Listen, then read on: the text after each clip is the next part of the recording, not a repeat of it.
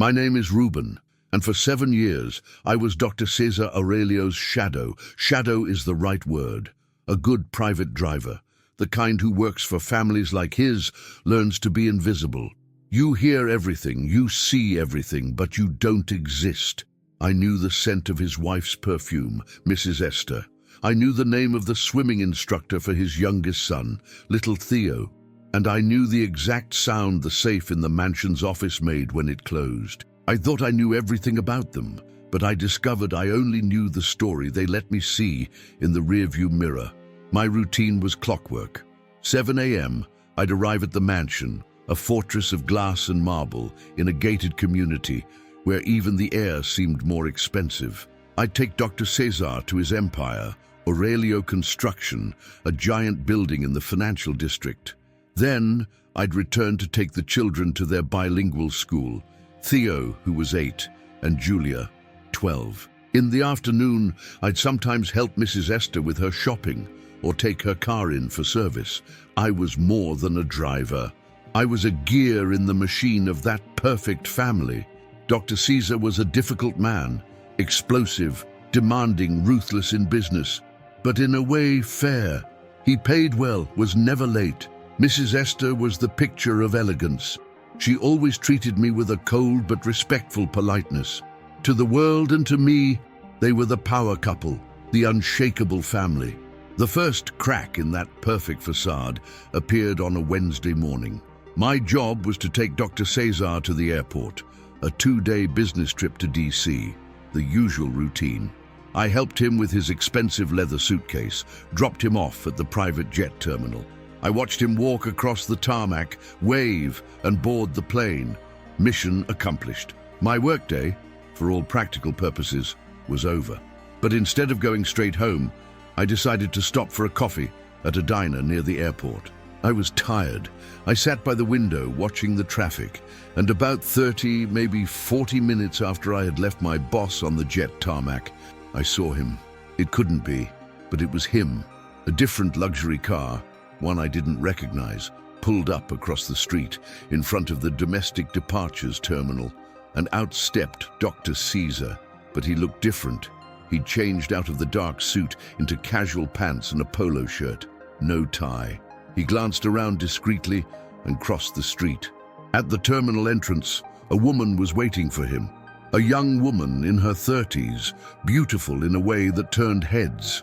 She smiled when she saw him, and they walked into the departures hall together. My ex-cop brain, which never shuts off, started screaming. A man who just boarded a private jet to DC doesn't reappear half an hour later in different clothes to enter domestic departures with a woman who isn't his wife. My job was over. I should have gone home, forgotten what I saw. It was the #1 rule for surviving in their world. Don't be curious, but I broke the rule.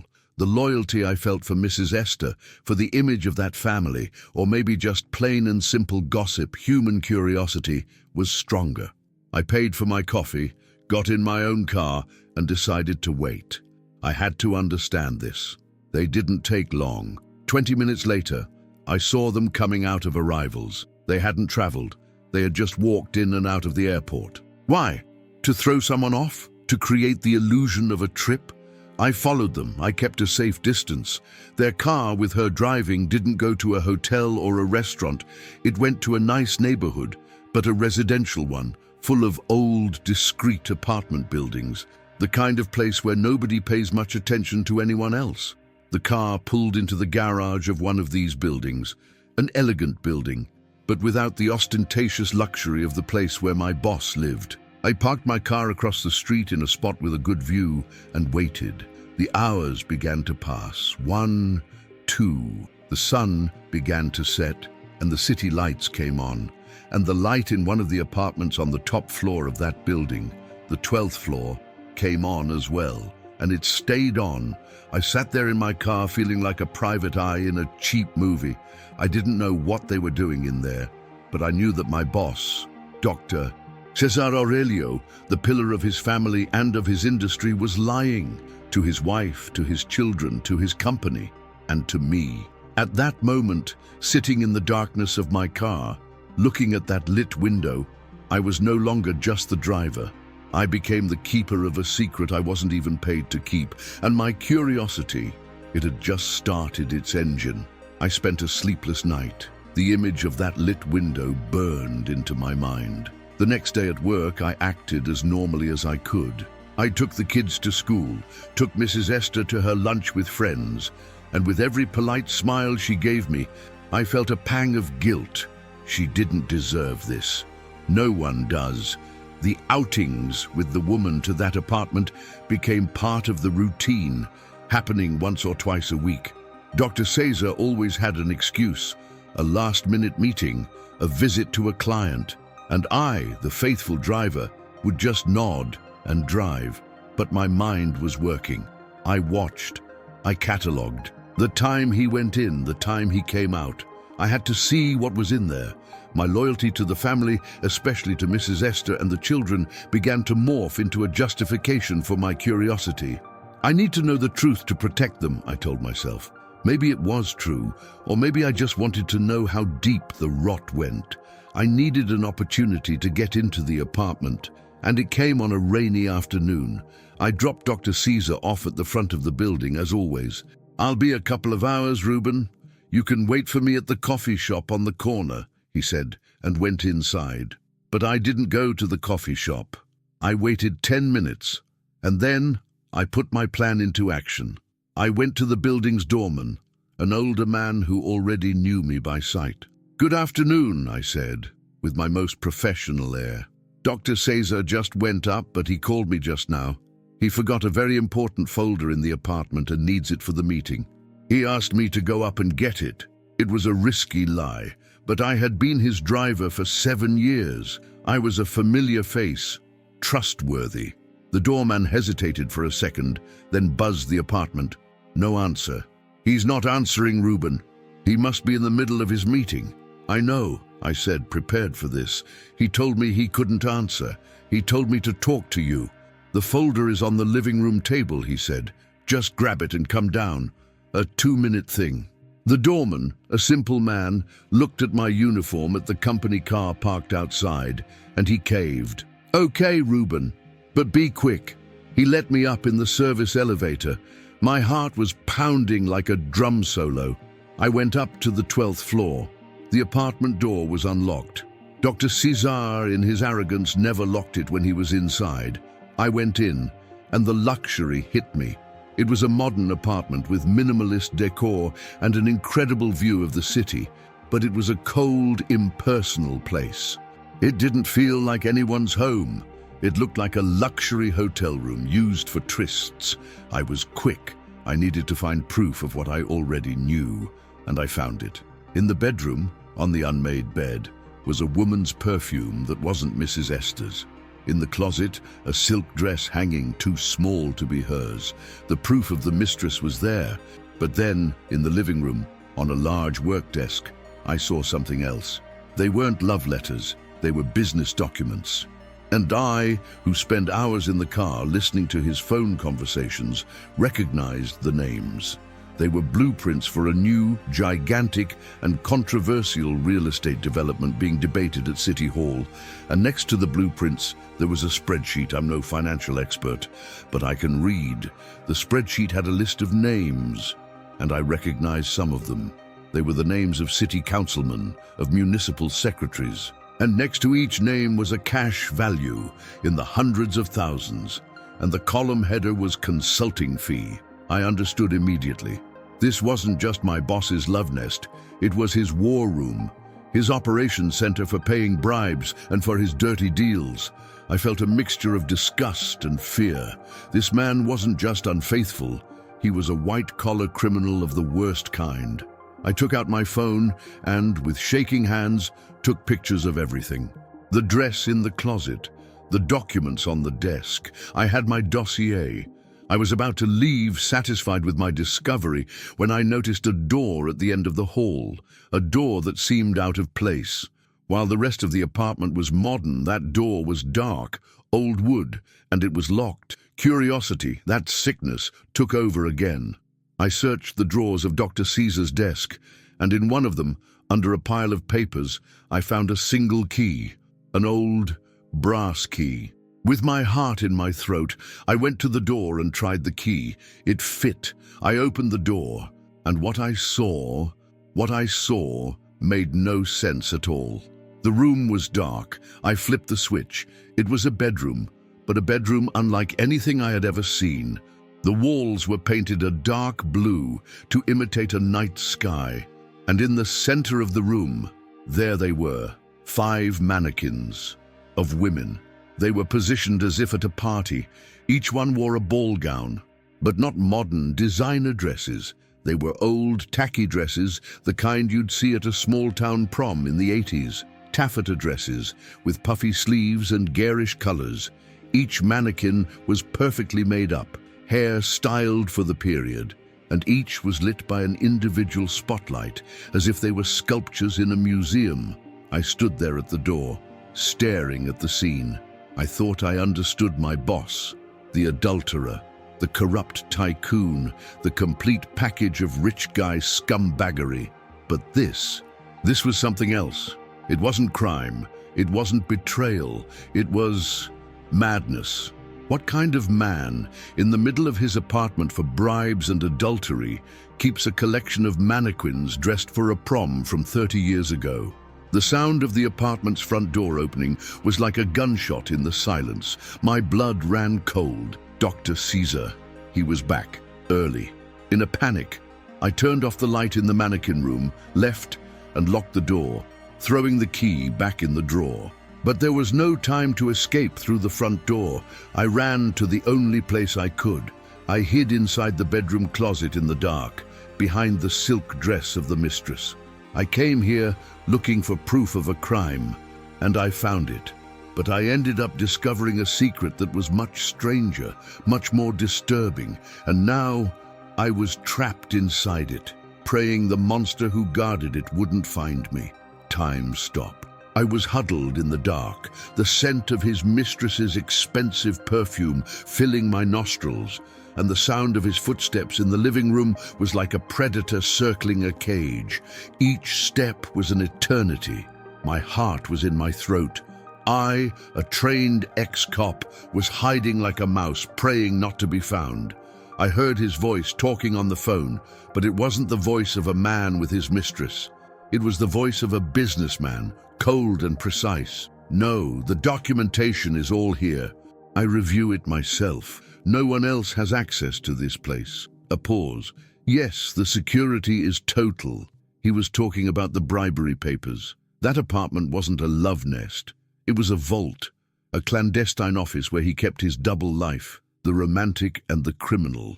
After a few minutes, which felt like hours, I heard his footsteps moving away, heading toward what I now called the mannequin room. I heard the sound of the key in the lock, the door opening and then closing. He had entered his private sanctuary. It was my chance. With a care I didn't know I possessed, I slipped out of the closet. I crossed the apartment on tiptoe, without breathing.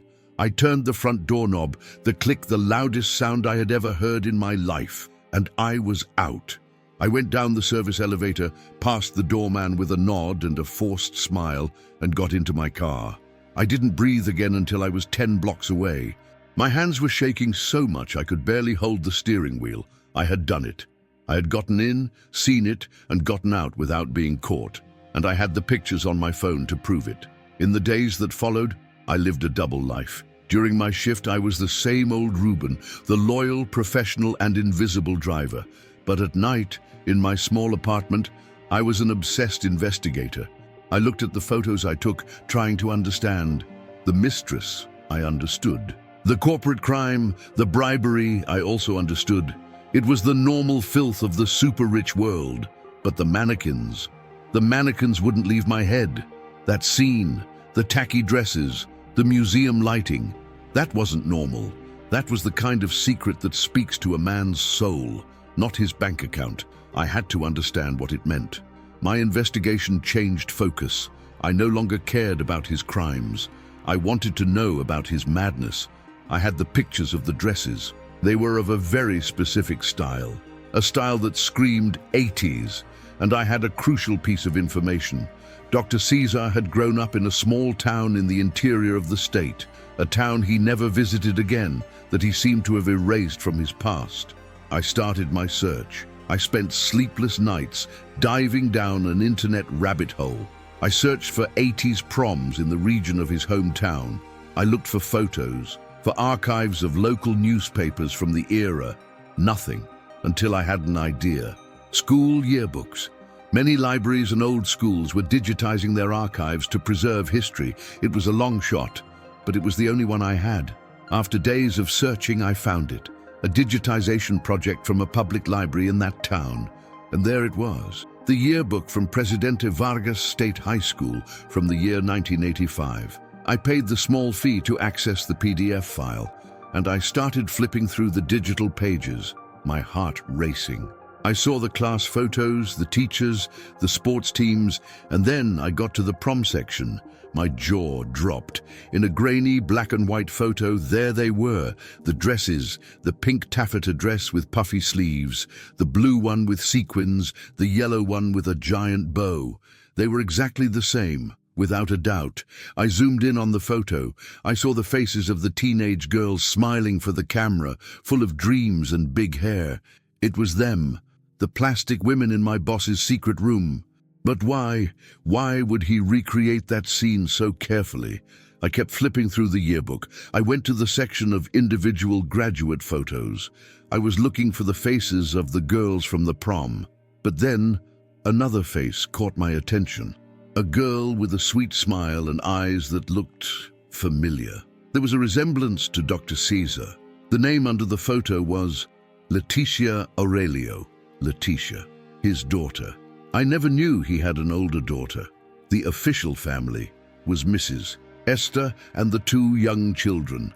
The existence of a daughter from a previous marriage was, in itself, a secret.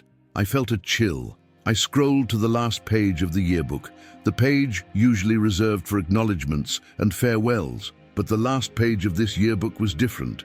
It was a black page, and in the center, there was a small photo of the same smiling girl, Leticia, and below the photo, a short text.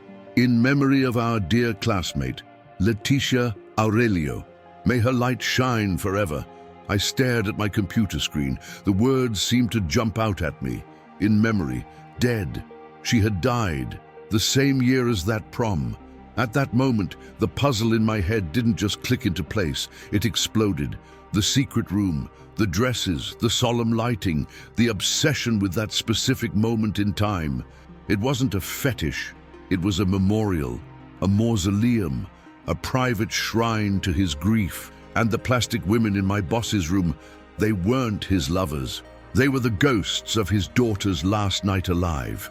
The discovery of the yearbook and Letitia's memorial page changed everything for me. The anger I felt for Dr. Caesar, my common man's contempt for a corrupt and unfaithful billionaire, it all dissolved and was replaced by a wave of pity, a deep and overwhelming pity. The man I saw now wasn't a monster, he was a ghost. A haunted father who had never gotten over the loss of his daughter and who lived in a private purgatory, surrounded by plastic mannequins and painful memories. My job took on a new and strange purpose. I was no longer a spy. I was, in a bizarre way, the guardian of his grief, the driver who took him to his secret therapy, to his temple of pain. I started to see him with new eyes. The coldness I once saw as arrogance, I now saw as armor to hide an unbearable pain. The exhaustion on his face wasn't from clandestine trysts, it was from sleepless nights, from a suffering that had lasted decades. Moved by this new understanding, I did something I shouldn't have. I investigated more. I no longer wanted to find proof of a crime. I wanted to understand Letitia's story. On one of my days off, I used a computer at a public library so as not to use my own network. And I spent hours searching newspaper archives from Dr. Caesar's hometown from that year of 1985. And I found it, the news of the tragedy. Young woman from prominent family dies in car accident on prom night. The article was short. It said that Leticia Aurelio, 17, lost control of her car on a dangerous curve on a rainy night. The car flipped. Instantaneous death. A fatality. I also found the obituary in the paper, a huge, full-page notice signed by her father, Dr. Cesar Aurelio. The text was a lament from a heartbroken father, speaking of the light that was extinguished too soon. It all fit. His pain was real. His obsession with the prom, with the dresses, made a tragic kind of sense. He was stuck on that night forever. My relationship with him changed. I became more gentle.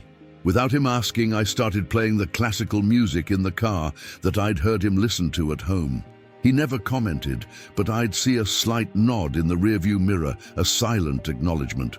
We became two strangers, united by a secret that was never spoken. I had the chance to return to the secret apartment a few weeks later. He asked me to drop off a box that had arrived for him.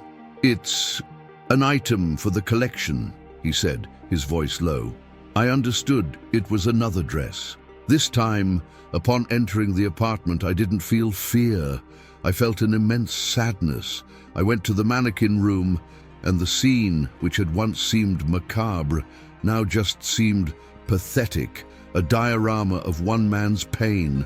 I noticed details I hadn't seen before. Next to each mannequin on a small acrylic pedestal was a little plaque with the name of the girl from the yearbook. Carolina, Mariana, Fernanda. And in a corner of the room, there was an empty space.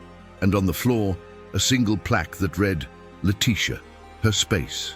The mannequin he never had the courage to put up. On a small desk in the corner of the room, I saw a leather-bound notebook. Curiosity got the better of me. I opened it, and what I saw broke my heart. They were dialogues, scripts. Dr. Cesar didn't just look at the mannequins, he performed. He wrote scenes from that prom night, but with different endings. Scenes where he won the arguments for his daughter.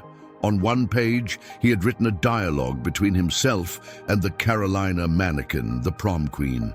Carolina, your dress is so plain, Leticia. Father, me. Elegance is in simplicity, Carolina. It's something money can't buy, and which you will never have. He was trying to be the hero he couldn't be for his daughter, trying to protect her in the only place he could, his own staged memory. I closed the notebook, feeling like an intruder on a grief that was almost sacred. I was convinced I understood the whole story. But as any good cop knows, the devil is in the details, and I had missed one. In my haste to understand Leticia's story, I had only read the newspaper articles about her accident. But my contact on the police force, the one who owed me a favor, had sent me the complete file, including a copy of the original police report from the time. That night, at home, I opened the file again, and I read the police report, word for word. The description of the car, the condition of the road, the estimated time of the accident, it all matched the news. It seemed like a closed case, a simple and sad fatality, until I got to the last section, the testimony of the only witness. The witness was a farmer who owned a small farm about 500 yards from the curve where the accident happened. His statement was short. He said he was at home, already in bed, when he heard the sound of the car, the squeal of the tires on the wet road, and then the loud crash. I kept reading, and it was the last sentence of his testimony that made my entire body go cold. The sentence that was never in the newspapers. The farmer told the police officer, "I heard the crash. I was scared. I got up to look out the window, and then, about 5, maybe 10 minutes later, I heard another car arrive. A big, dark car. It stopped at the accident site. The lights went out. It just sat there for about 10 minutes. Then, the lights came back on, and it sped off at high speed, without calling the police, without calling for help." I read that sentence again and again. On that rainy night, on that dark road, decades ago, there was someone else. Someone who arrived at the scene of the accident moments later. Someone who saw my boss's daughter, maybe still alive, maybe needing help. Someone who did nothing. Someone who fled. And I had the horrible feeling, the nauseating certainty, that the memorial Dr. Caesar built so carefully wasn't just for the pain of losing his daughter. It was for the secret he buried with her on that dark road. The revelation from the police report haunted me for days. A second car, a car that stopped and fled. That information didn't fit the story of the father who built a memorial for his dead daughter. A grieving father doesn't flee the scene of the accident. A grieving father screams for help.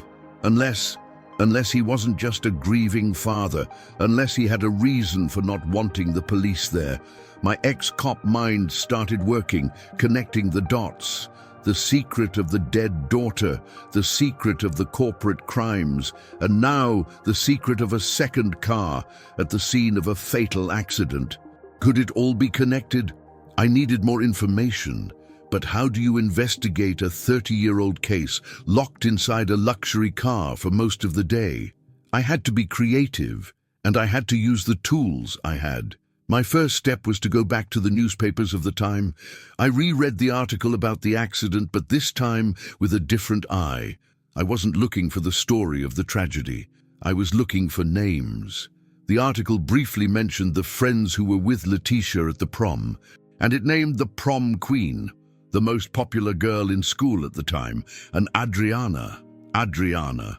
The name stuck in my head. With this name in hand, I did what anyone would do these days.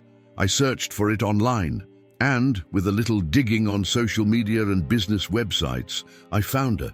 Adriana, the former prom queen, was now a middle-aged woman, married to a mid-sized contractor.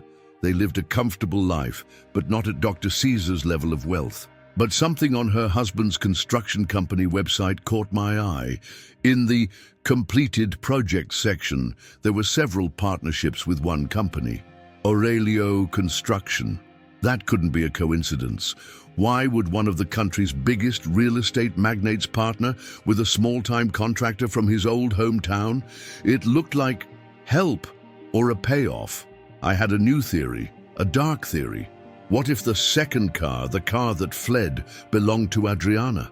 What if she was involved in the accident somehow? And what if Dr. Caesar, upon discovering this, had spent the last 30 years silencing her, keeping her close through these contracts with her husband? It was a complex web, but it made sense. I needed to test this theory. I needed to provoke a reaction from Dr. Caesar. On one of our trips to the secret apartment, I worked up the courage. As I was driving, I commented as casually as I could manage, "Sir, I passed through your hometown the other day. A nice, quiet little town." I watched him in the rearview mirror. The reaction was immediate. His body went rigid. His expression, which had been weary, became a mask of ice. "What were you doing there, Reuben?" he asked, his voice low and dangerous. "Just passing through, sir. Visiting a distant relative," I lied. He was silent for a long moment. And then he said, with a coldness that sent a shiver down my spine, "Don't go back there. There's nothing for you in that town. Absolutely nothing. Am I clear?" "Yes, sir." Crystal. His reaction had been stronger than I expected. I had struck a nerve, and he knew I was getting close to something. I was at a dead end. I couldn't investigate further without risking my job and perhaps my life. But there was one person I had seen entering and leaving that apartment, the mistress. The woman I now suspected was a therapist or an actress, part of his grieving ritual. She was the only one, besides me and Caesar himself, who knew the secret of that place. I made the riskiest decision of my career. On a day when I knew Dr. Caesar would be in a meeting out of town, I went to the building of the long-term care clinic, his second secret location, and I waited. After a few hours, she came out, the woman I thought was the mistress. She looked tired. I got out of my car and approached her on the sidewalk. "Doctor," I called out. She turned, startled. "My name is Reuben. I'm Dr. Caesar's driver." Her face went pale. "I don't know what you're talking about. Please leave me alone." She started walking faster. I followed her. "I don't want any trouble. I just need to ask a question. It's about Letitia." At the sound of the name, she stopped and turned to me, her eyes full of fear and anger. "You have no right to say that name." I know about the memorial, I said, bluffing, using the word that felt right. I know about the mannequins, but I need to know what happened that night. I know there was a second car on the road. The expression on her face changed. The fear gave way to a kind of pity. Pity for me. Young man, she said, her voice low, almost a whisper. You don't know what you're getting into. You think you understand the secret, but you've only scratched the surface. Stay away from this. For your own good. Forget what you saw. Forget the second car. Forget everything. I can't, I insisted. I need to know the truth. She looked at me for a long time, and then she sighed, defeated. The truth, she said with a sad smile. The truth is you're asking the wrong questions. You're looking for a crime, a culprit. But the story isn't about that. The story Caesar lives every day isn't about what happened to his daughter on that road. I stared at her, confused. It's about what happened to him, she continued. The question you should be asking isn't who was in the second car. The question is, where was Dr. Caesar that night? She turned and walked away, leaving me standing on the sidewalk with more questions than answers. Where was Dr. Caesar?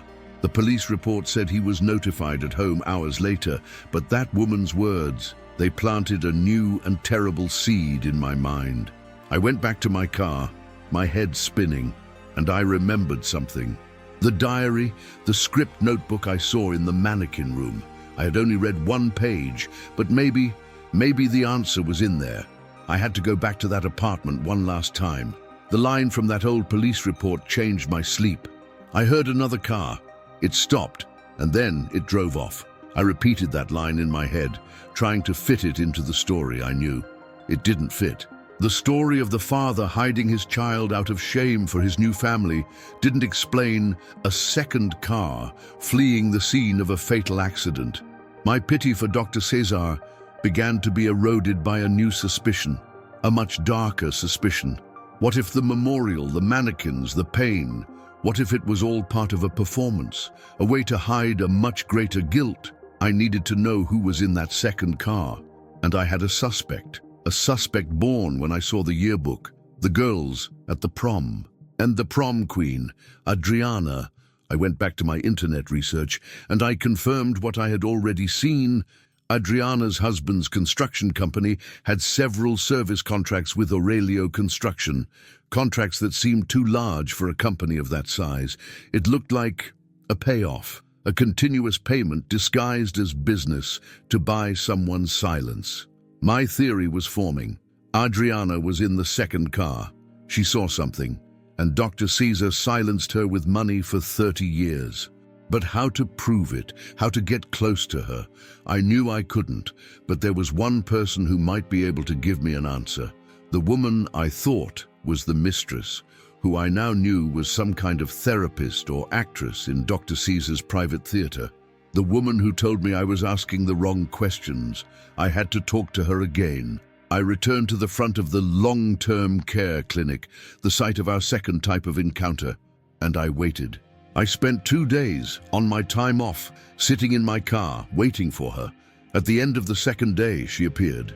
I approached her again, more carefully this time. "Doctor," I began, "I'm sorry. I don't want to cause you any trouble. But you told me to ask the right question, and I think the question is, what does Adriana, the prom queen, have to do with Letitia's death?" She stopped and looked at me, and the expression on her face wasn't fear. It was exhaustion, a deep exhaustion. "You're a pit bull, aren't you, Reuben?" she said. "You don't let go of the bone." "I was a cop," I replied. "It's a hard habit to break." She sighed. "Look, you're close, and you're putting yourself in danger you can't imagine. Caesar is not the man you think he is. For better or for worse, the story is more complicated." "Then tell me," I asked. "I can't," she said, "but I'll give you a direction. You saw the scripts in the apartment, didn't you? The dialogue notebook."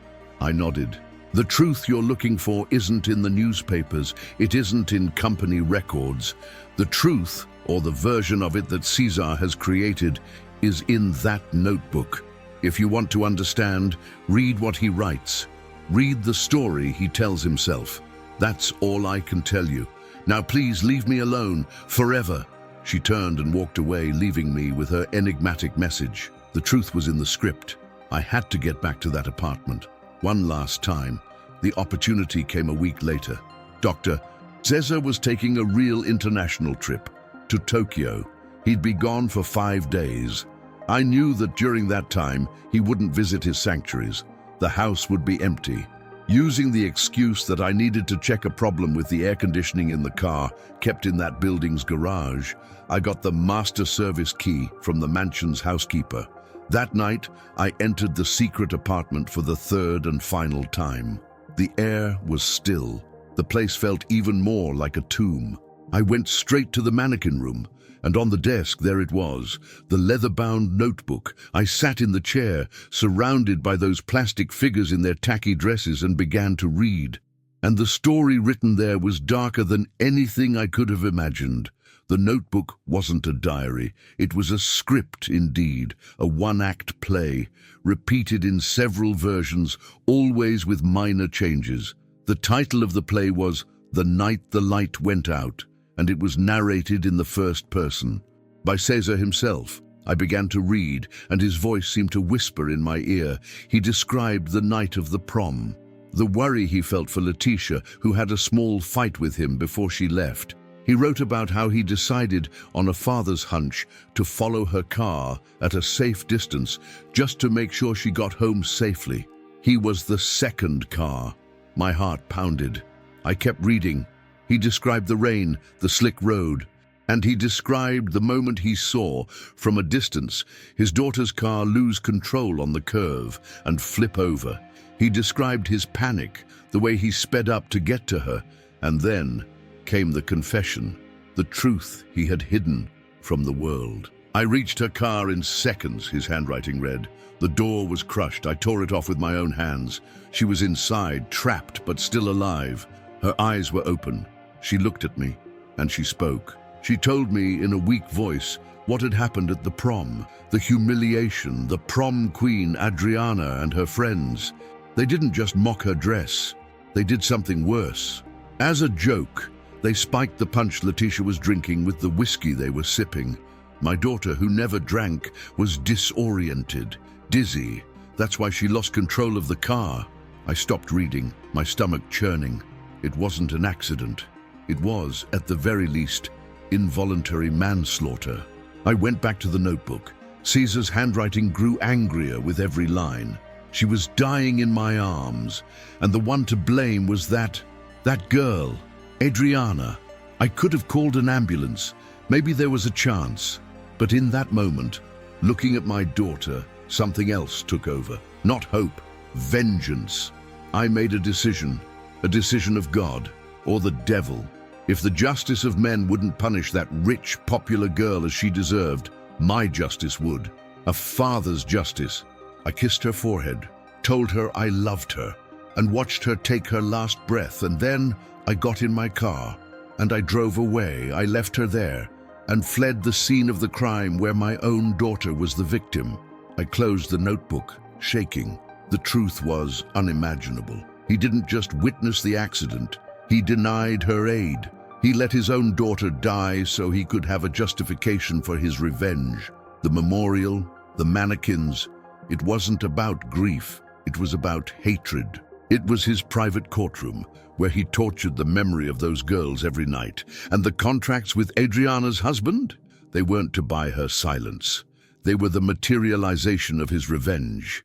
He kept them close, controlled them, humiliated them financially as a way to punish Adriana for the rest of her life, without her ever knowing exactly why. I had found it. Rock bottom, the darkest secret of all. My boss wasn't a cowardly father. He was a vengeful monster who sacrificed the chance to save his own daughter in the name of his hatred. I stood up, notebook in hand. I had the proof, the confession. I could destroy him. That's when I heard the sound of the apartment door unlocking. I froze. It couldn't be. He was in Tokyo. The door opened. And it wasn't Dr. Cesar who walked in. It was the therapist, the woman I had confronted on the street. She looked at me, saw the notebook in my hand, and her face filled with absolute dread. "No," she whispered. "You shouldn't have read that. It's the truth, isn't it?" I said, my voice full of disgust. It's his confession. She shook her head, tears beginning to stream down her face. No, Reuben, you don't understand. What don't I understand? It's all here, I yelled, holding up the notebook. That, she sobbed, that is the story he tells himself to be able to live. It's the lie he created to justify his guilt. The truth is much simpler and 1,000 times worse. I stood paralyzed in the middle of that macabre room, my boss's confession notebook in my hand. The therapist, the woman I thought was the mistress, looked at me with a mixture of pity and dread. A lie? I managed to say, my voice hoarse. What do you mean, a lie? It's his handwriting. The details, they're too specific. It's the story he needed to create to survive, Reuben, she said, her voice low and sad. The guilt he felt was too great to bear. So his mind, brilliant and sick, created another narrative. A narrative where he wasn't an absent father, but a vengeful God, where he had a choice. It's easier to feel like a monster by your own choice than to feel helpless in the face of a tragedy you couldn't prevent. She sat down in one of the empty chairs in that prom night setting. You want to know the truth that isn't in this notebook. The truth he pays me a fortune for, not to be an actress, but to listen to him tell the same lie, week after week, hoping that one day it will become real. I nodded, unable to speak. And then she told me. Letitia and Adriana, the prom queen, they weren't rivals, the therapist began. They were each other's great secret. They were in love, a teenage love, intense, desperate, and, for that time and for their families, impossible. My brain tried to process the information. The fight at the prom wasn't about a dress, she continued. It was because Letitia, impulsive and passionate, wanted to tell everyone. She wanted to declare their love. And Adriana, terrified of her conservative family's reaction, said she couldn't, that she never could. Letitia left the party heartbroken, furious, and she took the car. The second car on the road, I whispered. It was Adriana's, the therapist confirmed. She went after Letitia to apologize, to try to fix things. She saw Letitia's car skid in the rain, saw the accident. She was the first to arrive, and she found Letitia still alive. I held my breath. She was a 17-year-old girl, panicking, the therapist said, with the person she loved dying in her arms, in the middle of a dark road. She went into shock. And she did what a scared child would do. She ran, got in her car and fled without calling for help. And Cesar, I asked. Cesar was at home, just like the police report says. He wasn't on the road. He didn't see anything. But when he arrived at the scene after the police called him and saw his daughter's body, he also found something in the car, her diary. And in the diary, it was all there. The love letters, the story of the two of them. The fight from that night. The final truth hit me like a punch. He found out everything that night, the therapist said, and he found Adriana the next day, and found out she was the last person to see his daughter alive. And ever since, for 30 years, he has lived for one single thing. Revenge? I asked. No, she corrected sadly. Obsession. He isn't getting revenge on Adriana.